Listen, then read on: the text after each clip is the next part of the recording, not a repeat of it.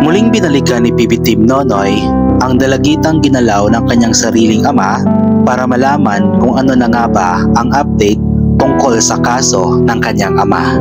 Matatandaan na sa pinakaunang pagpunta ni PB Team Nonoy sa kanila ay nagulat nga po siya sa kanyang nalaman na itong dalagitang ito ay hinalay daw ng kanyang sariling ama, at ang mas nakakagulat pa dito ay nagkaroon ng bunga ang pangahalay ng kanyang ama sa kanya. Kaya ang kanyang anak ay kapatid na niya kasi nga pareho lamang sila ng ama. Ayon sa kanya na tinutukan daw siya ng kutsilyo kaya wala na siyang nagawa at pumayag na lamang siya. At sabi pa nila na August 22 nga daw ang hatol ng korte sa kanyang ama, kaya muli silang binalikan ni PB Team Nonoy para malaman kung ano na nga ba ang update tungkol sa kaso na ito.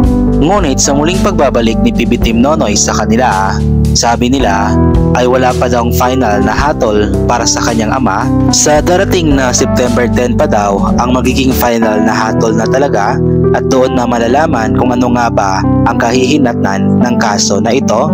Ito ay dahil kailangan pa daw ng dagdag na witness ayon sa kanila. Tila ba parang walang bisa ang personal statement ng dalagitang ito na siya mismo ang biktima at hinalay ng kanyang sariling ama, at ayon pa nga sa isang komento na self-confessed na ito at hindi na daw kailangan ng testigo. Pero hindi rin natin masisisi ang korte kasi nga maaaring may sinusunod sila na protocol, at isa ito sa mga protocol nila para mapatunayan talaga na guilty ang suspect. Since ang witness lamang nila sa ngayon ay ang nakakabatang kapatid na lalaki ng dalagitang ito, kaya siguro kailangan nila ng dagdag na witness na magpapatunay ng kasalanan ng kanilang ama. Kung ano man ang magiging kahinatnan ng kaso na ito ay iba sa Diyos na lamang natin. Sabi pa nga ni PB Team Nonoy na magdasal na lamang sila, huwag silang mawala ng pag-asa at huwag silang mawala ng tiwala sa Diyos, kasi nga may plano ang Diyos sa lahat ng mga nangyayari sa ating buhay. Basta taimtim lamang ang ating panalangin sa Kanya ay tsak na ibibigay niya sa atin ang ating mga hinihiling. Samantala, nalaman ni PB Team Nonoy kung paano nga ba nahuli ang papa ng batang ito. Ayon kay ate na mama ng dalagita, na nahuli daw ito nang dahil sa tulong ng kanyang mga pinsan. Nagsumbong daw kasi itong dalagita doon sa pinsan ng kanyang mama na nagtatrabaho sa barangay. At that time ay gusto nga daw kunin ng kanyang ama ang dalagitang ito. Ito ay para mapawalang bisa ang kaso dahil tanging ang dalagitang ito lamang ang makapagpapakulong sa kanya.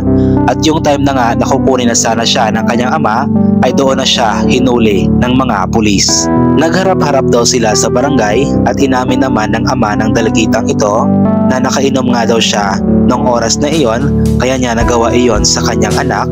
Ngunit ang sinabi ng kanyang ama na nakainom siya kaya niya nagawa iyon sa kanyang anak ay talagang napakahirap paniwalaan. Ito ay dahil ayon pa sa dalagitang ito na hindi lang isang beses siya ginalaw ng kanyang ama, kundi palagi nga daw, at talagang natatakot lamang siyang magsumbong dahil nga pinagbantaan siya na papatayin sila kapag nagsumbong siya.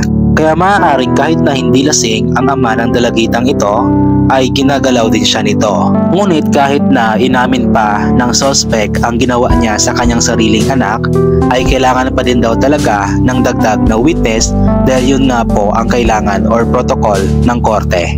O maaaring hindi pa sila satisfied sa witness dahil nga bata pa ito. Talagang hindi biro ang ginawa ng ama ng dalagitang ito. Yung imbis na siya sana ang magprotekta sa kanyang anak ay siya pa mismo ang nagpahamak dito, siya pa mismo ang nagsamantala sa kanyang sariling dugo at laman. Kaya hindi rin natin masisisi na ganoon na lamang kalaki ang galit ng dalagitang ito sa kanyang ama at maging ng kanyang buong pamilya sa kanyang ama dahil nga hindi biro ang kanyang dinanas mula sa mga kamay nito at talagang sinira nito ang kanyang buhay.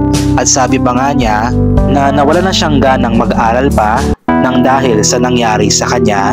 Pero sabi naman ni PB Team Nonoy sa kanya na maaaring magpahinga lang muna siya ngayon, pero balang araw dapat ay mag-aral siyang muli.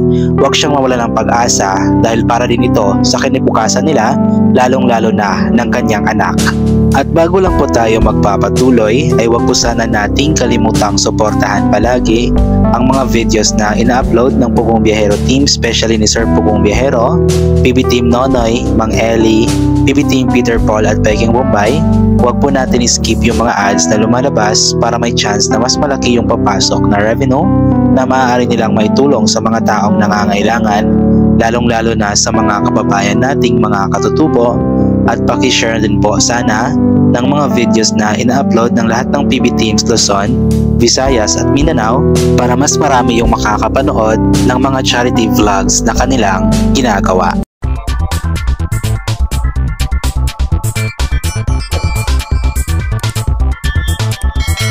At sa ating pagpapatuloy ay magbabasa po tayo ng iilan sa mga komento sa naging vlog ni PB Team Nonoy tungkol sa update na ito.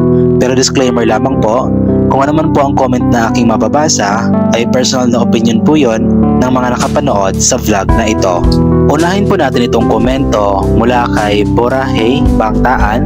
Sana meron tumulong na makalapit sila sa PAW or DSWD para di sila mahirapan makuha sana ng bata yung tamang justice na para sa kanya. Nakakapasad ng story nila. Di bali na sana mahirap basta wag lang ganito. Laban lang bebe, wag kang sumuko, tuloy lang ang buhay sa kabila ng lahat. Balasubas na tatay nakakagigil sa galit. God bless Kuya Noy sa nagbigay ng sponsor para sa kanila. Mula naman kay Ninita Sakayan, grabe naman nakita na ng anak na maliit ginawa ng kanilang ama sa anak na babae, ate niya.